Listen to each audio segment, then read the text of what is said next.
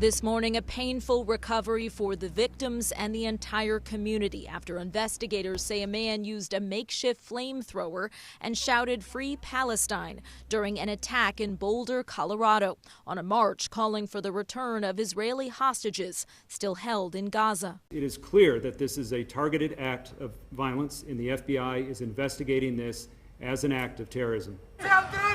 Videos from the scene show a man shouting and waving bottles filled with some kind of liquid.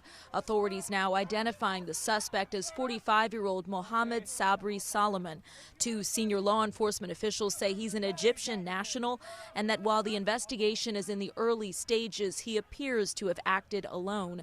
Police arrested him at the scene. And they immediately ran into a chaotic situation where a man was throwing Molotov cocktails and using other devices to hurt people.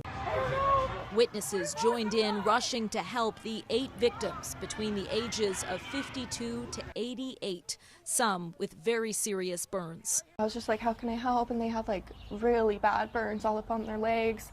And then I went over to this other grass area that was like right by the front entrance. And there were some people, there was another lady on the ground with really bad burns on her legs, just like screaming.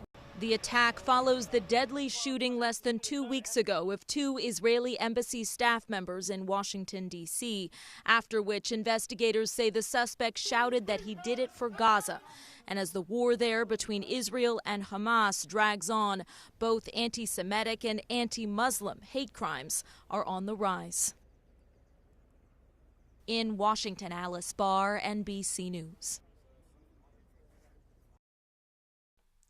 A spokesperson for the Department of Homeland Security said that the suspect in this case was in the country illegally, having overstayed his visa 2 years ago. Though she noted he had a pending asylum claim, meaning he had not yet exhausted all legal options to stay in the U.S. In Washington, Alice Barr, NBC News.